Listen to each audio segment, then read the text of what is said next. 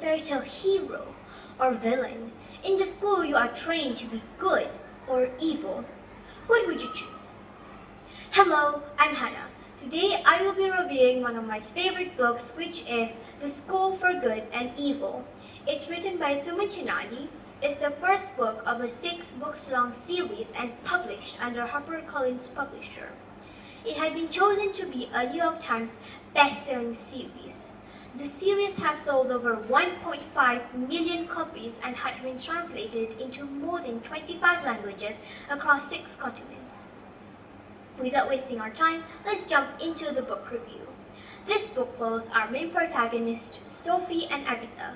They live in a town called Gavleton that is surrounded by woods, and no matter how hard the townspeople try to escape, they always find themselves back to where they started.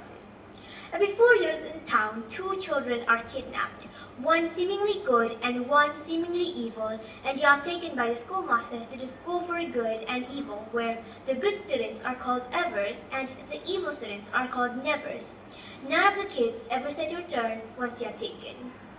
As you can see from the cover, this is Agatha. She lives in a graveyard with her mother. She is like nearly everyone, and some might even say that she is a witch, because that's what they believed she is, which made her a natural fit for the School for Evil.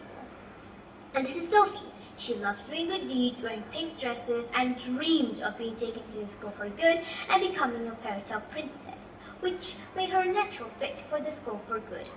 However, when they were swept to the endless woods, they find that their fates are reversed. Sophie was put in the School for Evil, meanwhile Agatha was put in the School for Good. They despise their fates. They are determined to go back home, but the only way out of a fairy tale is to live through it. Basically, I love about the book, but there are some parts that I didn't like about it. For example, I really didn't like the stereotypes about girls in this book. Like, there's a scene in the book where an event is happening and the girls must get asked out, because if they don't, then they would get lower ranks. For them, a woman is useless without a man. And I'm really frustrated by that.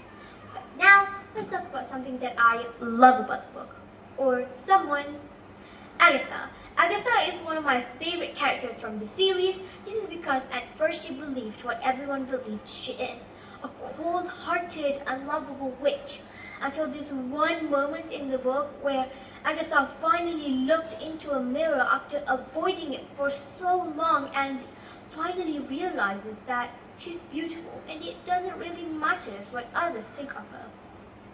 For me, that moment is so meaningful. It made me love Agatha's character so much throughout the story.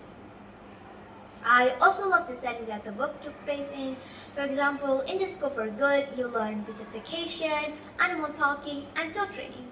Meanwhile, in the School for Evil, you learn uglification, curses, and evil spells. They also have classes that are shared by both of the schools, which are Surviving Fairy Tale and History of Fairy Tales. And also, each year there is a tournament that will be held called a Trial by Tale, where all of the highest rank Evers and Nevers come to compete to determine where the Circus of Talents will be held. The Circus of Talents is where all of the students show off their talents. Whoever won would be an honored student. To be honest, if I were given a chance to go to the school, I would love to be a student there and become a ruler of the endless woods. Overall, I really love the book. I would rate it a 4 out of 5 stars. I would recommend this book to children that are 8 years and older that loves magical and fantasy and want to get into reading. That is all from me. Thank you for listening to my review. Please get your own copy of this book at your local bookstore. I promise you, you'll have a fun time reading this book. Thank you.